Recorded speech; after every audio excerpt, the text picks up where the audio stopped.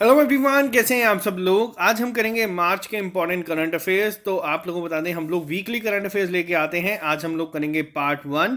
तो जो लोग ये चैनल पहली बार देख रहे हैं, आप इस चैनल को सब्सक्राइब कर सकते हैं। साथ में अगर आपको वीडियो पसंद आती है तो इस वीडियो को लाइक कर दीजिएगा।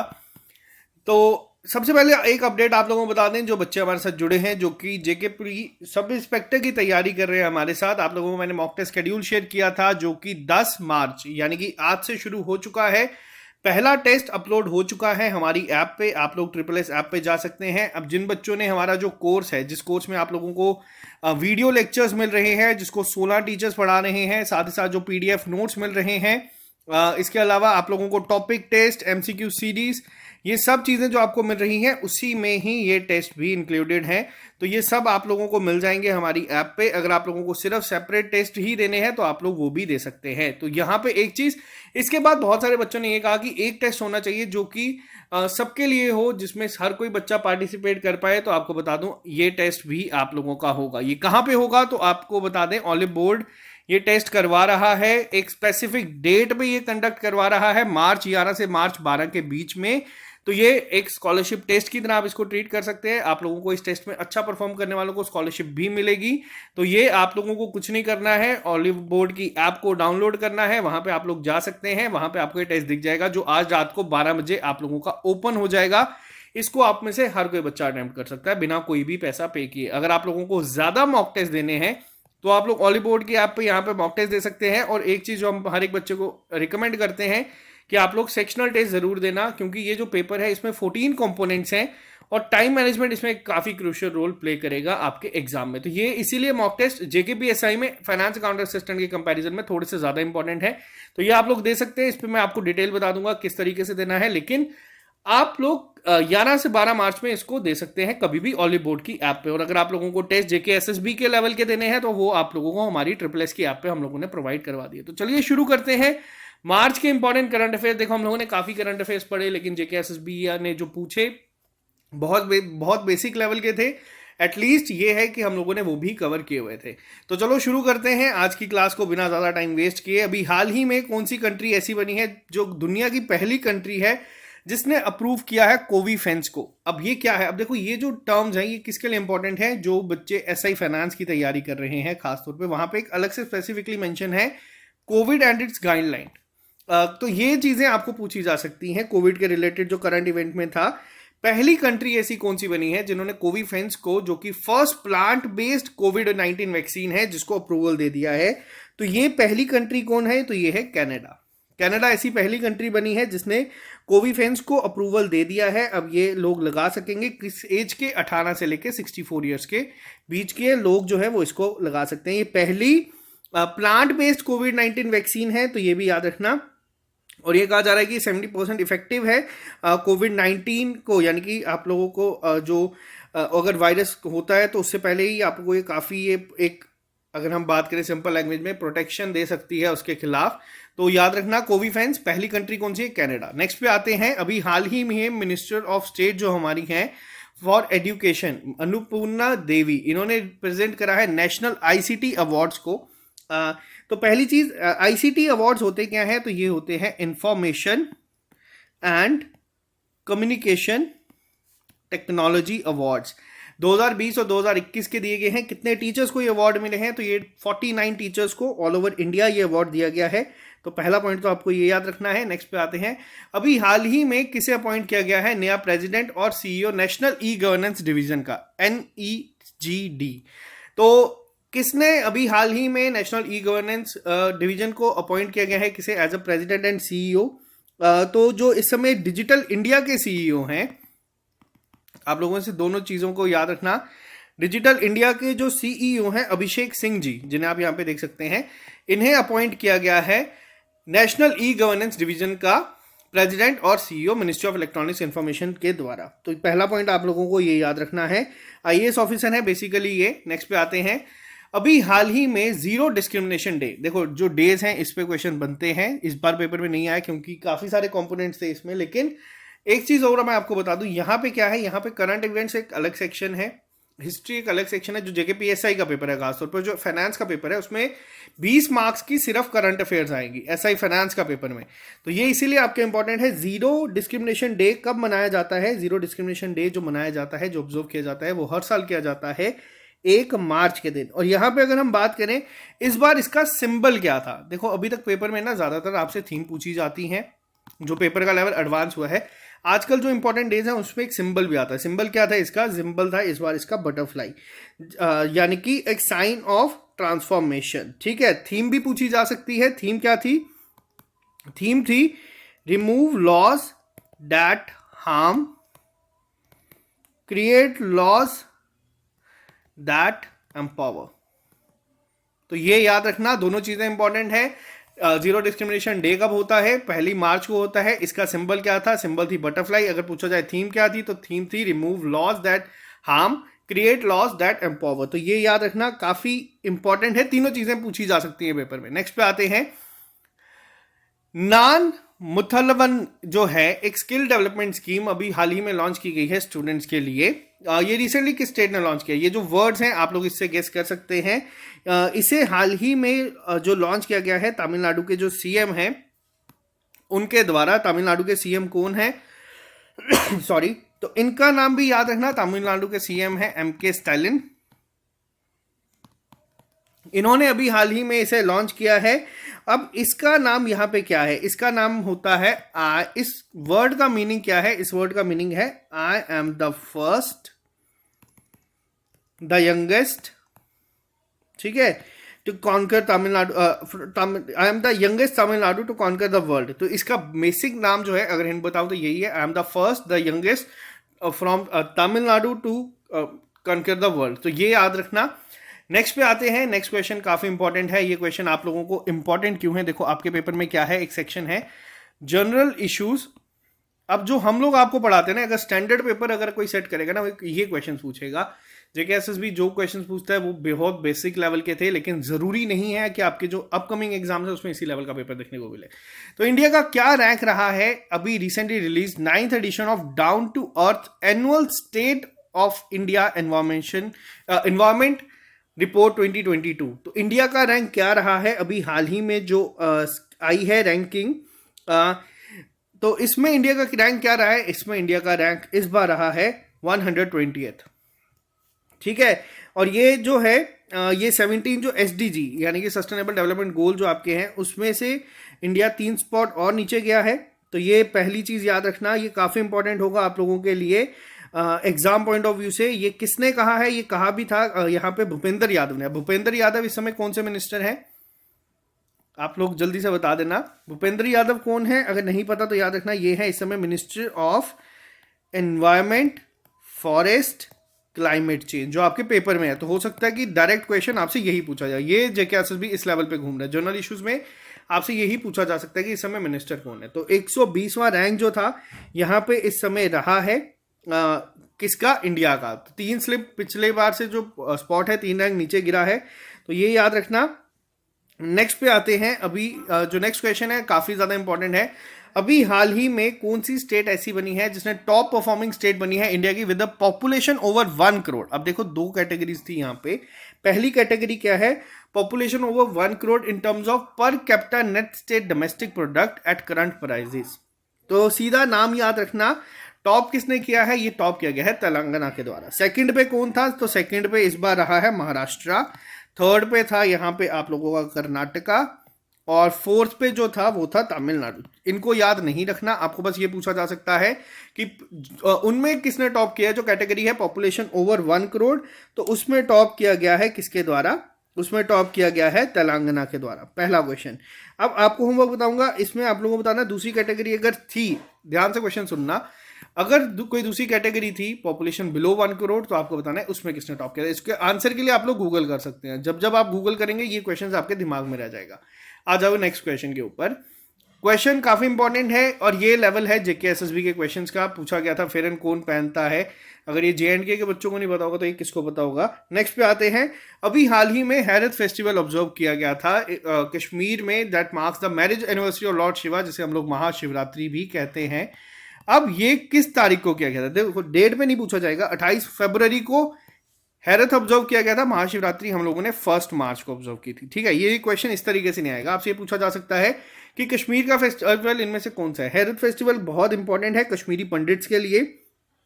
ठीक है, तो ये याद रखना, ये मनाया जाता है फाल्गुन में, यानी कि जो हिंदू कैलेंडर के अकॉर्डिंग जो फाल्गुन का महीना होता है, फरवरी मार्च के बीच में ही ऑब्जर्व किया जाता है। तो काफ़ी इंपॉर्टेंट है, ये भी पेपर में इस तरीके के क्वेश्चन पूछे जा रहे हैं। ठीक है, नेक्स्ट पे आते हैं।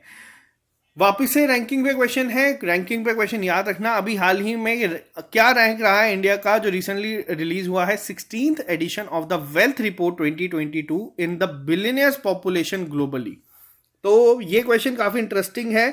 पहला क्वेश्चन याद रखना, ये पूछा क्या गया है कि ग्लोबली क्या पूछा गया है, अगर पूछा जाए टॉप किसने किया, जब ये रैंकिंग आती है ना, टॉप जिसने किया उसका भी याद रखना। टॉप किया गया है यूनाइटेड स्टेट्स ऑफ अमेरिका के द्वारा। सबसे ज्यादा बिलियनियर जो है आप लोगों को कहां पे दिखेंगे, वो आपको दिखेंगे यूएसए में। ग्लोबली अगर हम बात करें, मुंबई की अगर हम बात करें, तो जो कंट्री के सबसे ज्यादा मुंबई में देखने को मिलेंगे। लेकिन इंडिया का रैंक क्या है यहाँ पे, इंडिया का रैंक यहाँ पे रहा है 3rd। एक क्वेश्चन अब एग्जामिनर अगर डिफिकल्ट करना चाहे तो वो ये पूछ सकता है कि ये जो रिपोर्ट है, ये रिपोर्ट दी किसने है। तो ये रिपोर्ट दी है नाइट फ्रैंक ने। नाइट फ्रैंक जो है इन्होंने रिपोर्ट दी है, इनका 16th एडिशन था। तो इसमें इंडिया का रैंक जो है वो थर्ड है ऑल ओवर वर्ल्ड। टॉप पे कौन है, तो यहाँ पे टॉप पे है आपका यूएसए। ठीक है, नेक्स्ट पे आते हैं। अभी हाल ही में आईआरसीटीसी के साथ किसने पार्टनर करा है, जिसके तहत ये ऑफर करेंगे digital ticketing service through ATVM. अब दो चीजों का ध्यान रखना। अब एटीवीएम होता क्या है, एटीवीएम होता है आपको ऑटोमेटिक टिकट वेंडिंग मशीन्स। ठीक है, ATVM automatic ticket vending machines की अगर हम बात करें तो अभी हाल ही में आईआरसीटीसी के द्वारा किसके साथ पार्टनर किया गया है, जिसमें आप लोग ऑटोमेटिक घर पे बैठ के भी आप इसको कर सकते हैं। तो ये किया गया है पेटीएम के साथ। पेटीएम ने अभी रिसेंटली पार्टनर करा है यहाँ पे। तो ये पहला पॉइंट याद रखना। नेक्स्ट पे आते हैं। कई बार एग्जामिनर इस तरीके के क्वेश्चन पूछता है, हम लोगों ने यहाँ पे शेयर भी किया था आपके साथ हमारे इंस्टाग्राम हैंडल पे। अगर आप लोग वहां पे नहीं है तो आप जुड़ सकते हैं, सर्च कर लेना वहां पे SSS_ सुमित पुरी। आप लोगों को वहां पे बहुत सारे अपडेट्स मिलते जाते हैं। जैसे अभी नारी पुरस्कार मिला, वो हम उसी टाइम पे अपलोड कर देते हैं। जम्मू से किन किन को मिला है वो याद रखना, कश्मीर से किन्हें मिला है वो भी याद रखना। नेक्स्ट जो वीक होगा उसमें कवर करेंगे। इंडिया ने कितने मेडल जीते हैं अभी सिंगापुर वेट लिफ्टिंग चैंपियनशिप में, जो अभी रिसेंटली फरवरी में हुई है। देखो सबके नाम याद नहीं रखने, टोटल मेडल जीते हैं इंडिया ने 8। ठीक है, पहला पॉइंट। अब जिन जिन मेडल जो जीते हैं, जिसमें जिन जिन ने गोल्ड जीता है, उनके नाम थोड़ा सा याद रख लेना, बट वो भी जरूरी नहीं है। एक नाम लेकिन आपको अगर वेट लिफ्टिंग की बात होती है तो उसमें याद रखना, उनका नाम था मीराबाई चानू। इन्होंने क्या किया था, इन्होंने ओलंपिक्स में वेट लिफ्टिंग में मेडल लेके आए थे, टोक्यो ओलंपिक्स जो भी रिसेंटली कंडक्ट हुए थे। नेक्स्ट पे आते हैं। अभी हाल ही में 46th सिविल अकाउंट्स डे जो है वो ऑब्जर्व किया गया है। किस डेट को ये ऑब्जर्व किया जाता है, सिविल अकाउंट्स डे जो है ये ऑब्जर्व किया जाता है 2 मार्च को। अब पेपर में ये क्वेश्चन डेट्स के इंपॉर्टेंट क्यों है, तो आप लोगों को पेपर में जीएसटी के ऊपर पूछा गया था, हम लोगों ने बताया था। जीएसटी कब होता है, 1 जुलाई में ये क्वेश्चन कवर करवाया गया था। 1 जुलाई को ही हम लोगों ने आपको बताया था। नेशनल डॉक्टर्स डे भी होता है, आपका जो सीए डे होता है वो भी आपका कब होता है, 1 जुलाई को। तो ये सब चीजें हम लोगों ने आपको करवाई हुई थी पेपर में, तो इसीलिए अगर आपके ये क्वेश्चन भी गलत हुआ है तो फिर ये होने नहीं चाहिए। अब जेकेएसएसबी ने क्या ट्रिक किया था, जेकेएसएसबी ने यहाँ पे पूछा था, ऑप्शन सारों में 1 जुलाई लिख दिया था, जिसे हम लोग जीएसटी डे भी कहते हैं। तो यहाँ पे थोड़ा सा ट्रिक होता है, इसलिए मैं कहता हूँ जो एडिशन है ना उसको भी थोड़ा सा ध्यान से पढ़ा करो। 46th एडिशन जो था सिविल अकाउंट्स डे का, ये ऑब्जर्व किया गया था 2 मार्च को। पहली चीज कौन करता है इसको ऑब्जर्व, सीजीए जो है हमारे यहाँ पे इंडिया में, वो ऑब्जर्व करते हैं इन्हें हर साल। ठीक है, तो सीजीए की फुल फॉर्म है कंट्रोलर जनरल ऑफ अकाउंट्स। इनके साथ डिपार्टमेंट ऑफ एक्सपेंडिचर यानी कि मिनिस्ट्री ऑफ फाइनेंस जो है, ये सब मिलके इसको सेलिब्रेट करते हैं। बस आपको इतना याद रखना है कि ये सिविल अकाउंट डे आपका 2 मार्च को था। नेक्स्ट पे आते हैं। National commission for protection of child rights, इन्होंने रिसेंटली सेलिब्रेट करा है अपना कौन सा वह फाउंडेशन डे। अब जो नेशनल कमीशन है फॉर प्रोटेक्शन ऑफ चाइल्ड, इन्होंने 17th अपना जो फाउंडेशन डे है उसको ऑब्जर्व किया है। आपको ये याद रखना है कि इन्होंने कब ऑब्जर्व किया था इसको। तो इन्होंने जो ऑब्जर्व किया है 1 मार्च 2022 को नेशनल कमीशन ने जो है for protection of child right, इन्होंने सेलिब्रेट किया था अपना 17th फाउंडेशन डे। पहला पॉइंट याद रखना। अब यहाँ पे एक क्वेश्चन बन सकता है कि इस समय हमारी मिनिस्टर कौन है, minister for women and child development. देखो इसका आंसर याद रखना, ये है स्मृति ईरानी। ठीक है, तो इन्होंने किया है, इन्होंने साथ ही साथ, अब आपको बता दूं, जो पेपर में पूछा जा सकता है, national commission for protection of child rights की अगर हम बात करूं, एनसीपीसीआर, इसका एक मोटो लॉन्च किया है इस बार, जो कि पूछा जा सकता है। वो क्या था, मैं यहां पर लिख देता हूं आपको, भविष्य, हिंदी में है ये रक्षित, रक्षित, दो बार रक्षित है, भविष्य रक्षित रक्षित।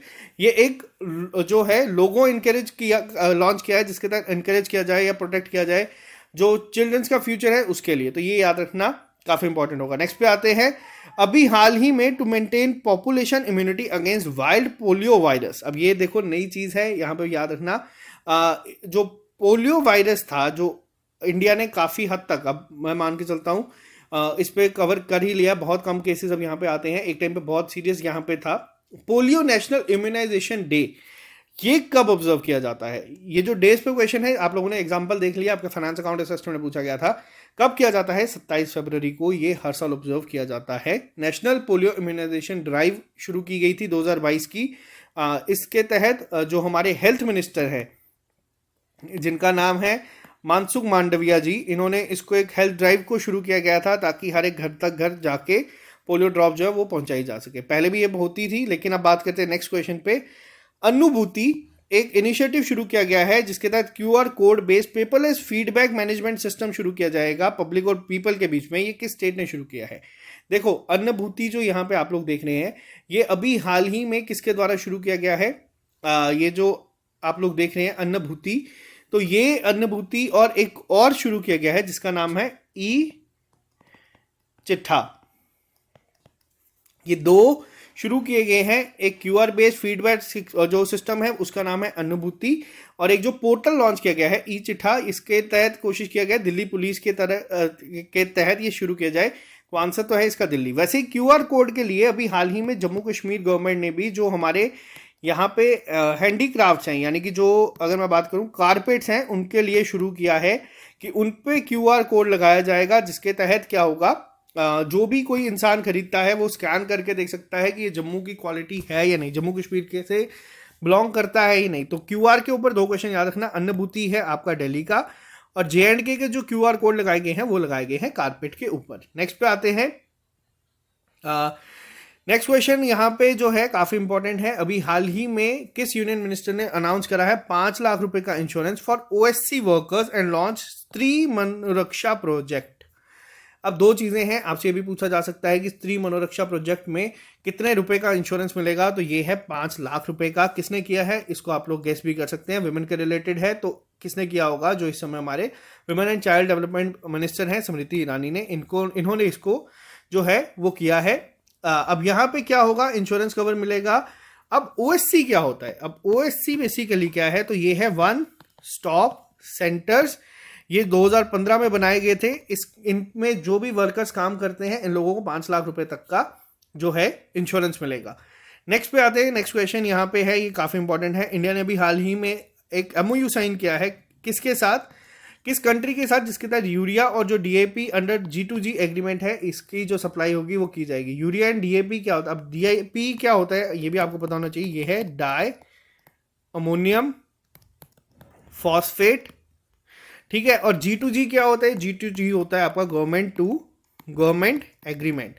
तो इसके तहत जो अभी हाल ही में इंडिया ने ये एमओयू साइन किया है, किसके साथ किया है? ये किया गया है नेपाल के साथ, ठीक है। इंडिया ने अभी रिसेंटली जो यहाँ पे हमारा जो रेल नेटवर्क चलता था नेपाल के साथ, वो भी शुरू किया है। और नेपाल एक ऐसी पहली कंट्री बनी है जो इंडिया का यूपीआई जो हम लोग यूज करते हैं अपने फोन में, उसको जो है आप लोग यूज कर पाएंगे नेपाल में भी। यानी कि फॉरेन कंट्री पहली कौन सी है जिसमें आप अपना यूपीआई यूज कर सकते हैं, वो है नेपाल। तो ये याद रखना। नेक्स्ट पे आते हैं, अभी हाल ही में कौन सी ऐसी एयरलाइन पहली बनी है जिसने वर्ल्ड का पहली एयरलाइन ऐसी है जिसने सोलर एविएशन फ्यूल यानी कि सन टू लिक्विड फ्यूल जो है वो यूज किया है? और ये आप लोग याद रखना, ये है मोस्ट इंपॉर्टेंट क्वेश्चन।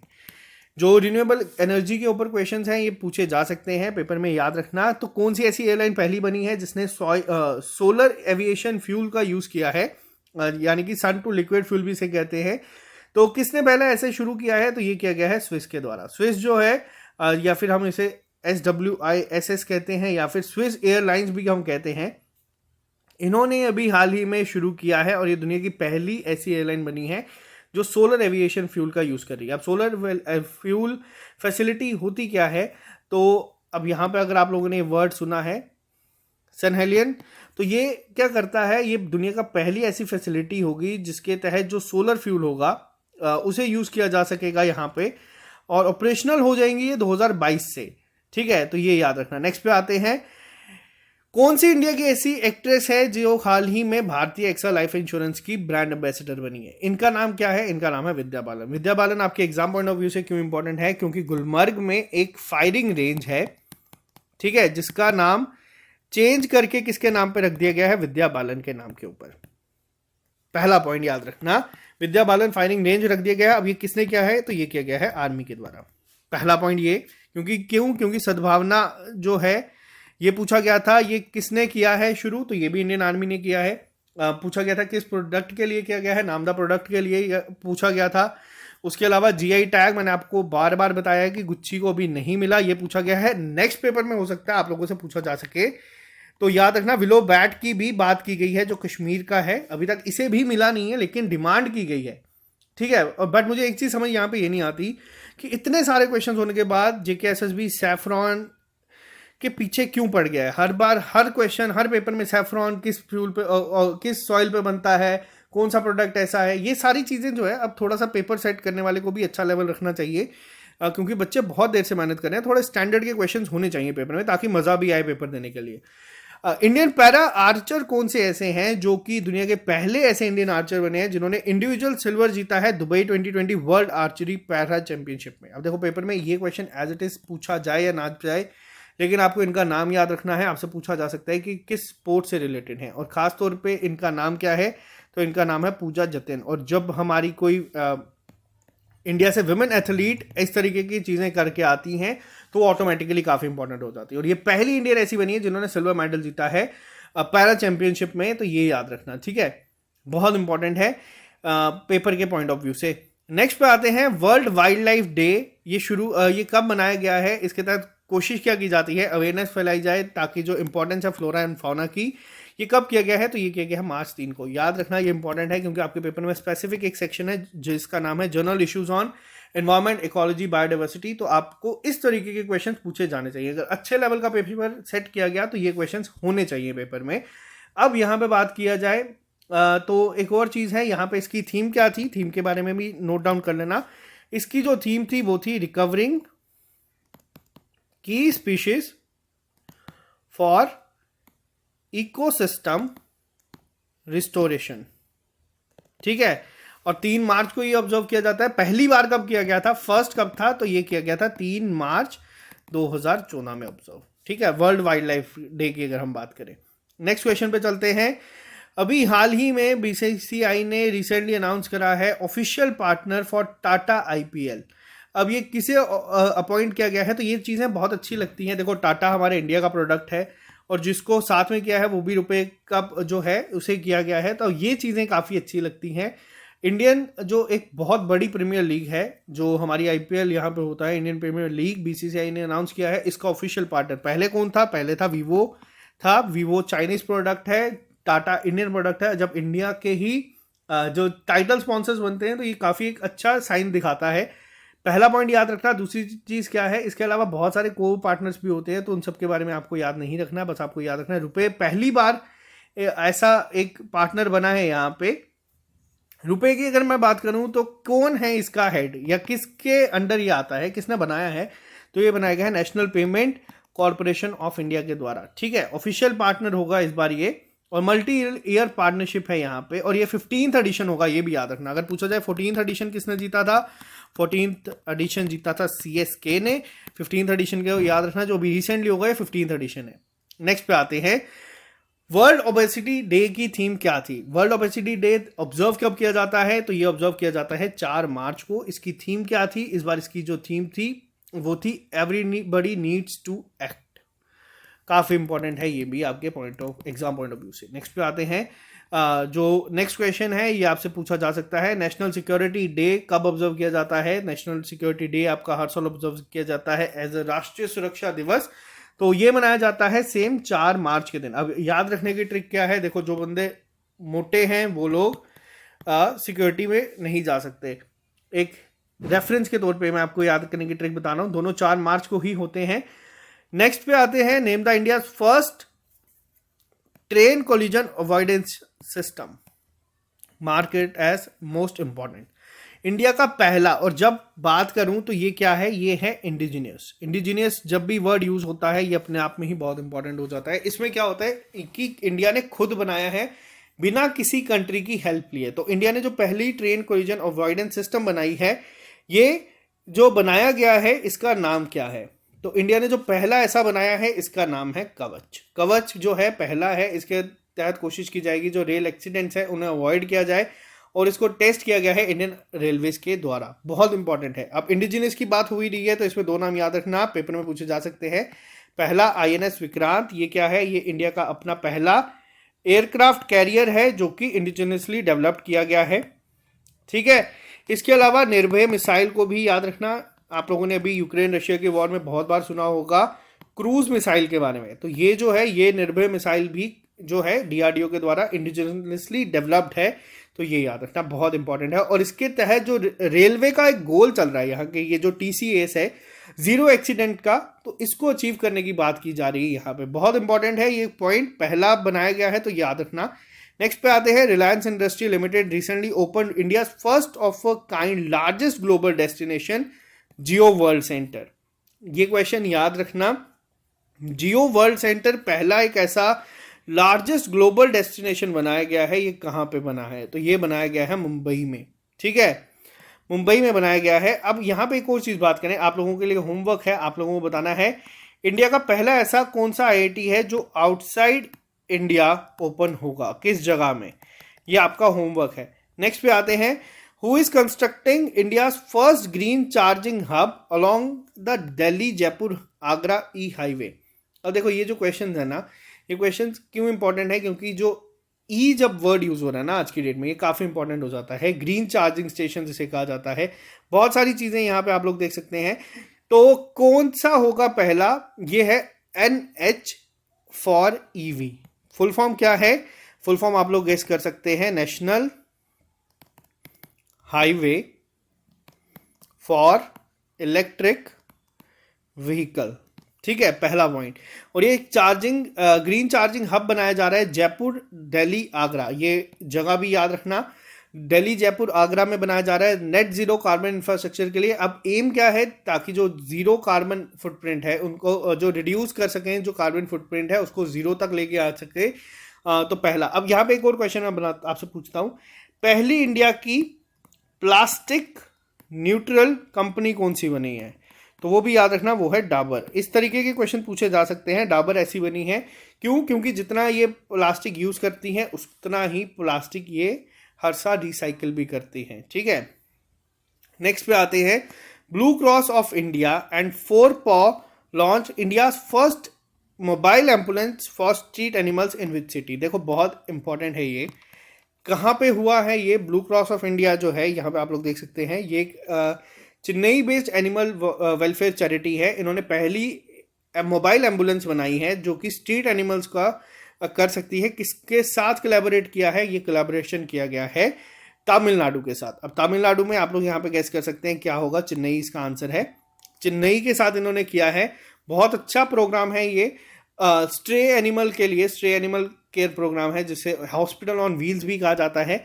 अब यहाँ पे एक चीज़ और बहुत इंटरेस्टिंग है, जब लास्ट ईयर मार्च में, जब लास्ट ईयर मार्च में कोविड के दौरान पहला लॉकडाउन लगा था, उस दौरान कौन सी स्टेट के CM थे जिन्होंने एक सेपरेट फंड रखा था जो एनिमल्स हैं, जो स्ट्रीट एनिमल्स हैं उनके लिए? तो वो रखा गया था ओडिशा गवर्नमेंट के द्वारा, जिसकी वजह से इन्हें पेटा की तरफ से अवार्ड भी दिया गया था, नवीन पटनायक को, ठीक है। तो ये भी याद रखना है। नेक्स्ट क्वेश्चन पे आते हैं, दुधाली विलेज किस स्टेट में है जो पहला बना है completely solarized village by a foundation? अब ये क्या क्वेश्चन है तो बताओ, दुधाला, बेसिकली इसका नाम है दुधाला, दुधाली नहीं है, दुधाला विलेज है एक। कहाँ पे है? ये है गुजरात में। ये पहला ऐसा विलेज बना है जो कंप्लीटली सोलराइज्ड विलेज है। दूसरी चीज़ क्या है यहाँ पे दुधाला की अगर हम बात करें, वैसे ही अगर पूछा जाए जम्मू कश्मीर की पहला मिल्क विलेज कौन सा बना है, ठीक है, तो वो है जेरी। अगर पूछा जाए किस डिस्ट्रिक्ट में है, तो वो है रियासी में। ये क्वेश्चन याद रखना, बहुत इंपॉर्टेंट है। अगर बात की जाए सबसे ज़्यादा दूध की प्रोडक्शन कहाँ पे होती है, जिसकी वजह से इसे आनंद भी कहा जाता है, तो वो कहा जाता है पुलवामा को। ये छोटे छोटे पॉइंट्स याद रखना, पेपर में पूछे जा सकते हैं। नेक्स्ट पे आते हैं, आज का लास्ट क्वेश्चन। अभी हाल ही में एक इनिशिएटिव लॉन्च किया गया है लेबर मिनिस्ट्री के द्वारा अंडर प्रधानमंत्री श्रम योगी मन धन योजना के तहत, यानी कि PMSYM के तहत अभी हाल ही में ये शुरू किया गया है इनिशिएटिव। अब इसके द्वारा होगा क्या, इसका जो ये प्रोजेक्ट है इसका नाम क्या है, तो इसका नाम है डोनेट अ पेंशन। ये जो अभी हाल ही में किया गया है इसका नाम है डोनेट अ पेंशन। इसके तहत होगा क्या, एक आइकॉनिक वीक सेलिब्रेट किया जाएगा 7 से लेके 13 मार्च के बीच बीच में, जिसके तहत क्या होगा, जो भी चाहे वो इसको डोनेट कर सकता है। एनकरेज कर सकते हैं आप लोग पीपल को कि वो अपनी जो प्रीमियम कंट्रीब्यूशन होता है उसको डोनेट कर सके, डोमेस्टिक वर्कर्स, ड्राइवर्स, हेल्पर्स, इन सब के लिए। तो ये याद रखना। तो ये थे हमारे आज के इंपॉर्टेंट करंट अफेयर्स। अगर पूछा जाए हमारे लेबर मिनिस्टर कौन है, तो हमारे लेबर मिनिस्टर इस समय है भूपेंद्र यादव, ठीक है, पहला पॉइंट याद रखना। तो चलो ये थे हमारे आज के इंपॉर्टेंट करंट अफेयर्स। अब यहाँ पे एक और चीज़ बताऊँ, ये जो PMSYM की बात की गई है अभी, इसके तहत मिनिमम एश्योर्ड पेंशन कितनी कहा गया है, ये कहा गया है 3,000 रुपये की। कब मिलेगी, जब तक आप लोग 60 साल की उम्र क्रॉस ना कर सके। वैसे ही सेम अगर हम बात करें 60 साल की, तो अटल पेंशन योजना भी याद रखना, 18 साल से लेकर 60 साल के बच्चे ये करवा सकते हैं। बुजुर्ग 18 साल के बच्चे से 60 साल के बुजुर्ग, 40 साल के बुजुर्ग तक आप लोग ये करवा सकते हैं। और रही बात कल की, तो कल आप लोगों का होगा फ्री टेस्ट, जो बच्चे बहुत देर से डिमांड कर रहे थे। ये स्कॉलरशिप टेस्ट भी है, अगर आप इसमें अच्छा परफॉर्म करेंगे तो आप इसमें, आपको बाद में पता चलेगा कि आप लोगों को क्या क्या चीज़ें मिल सकती हैं। पेपर की तरह ये कंडक्ट होगा।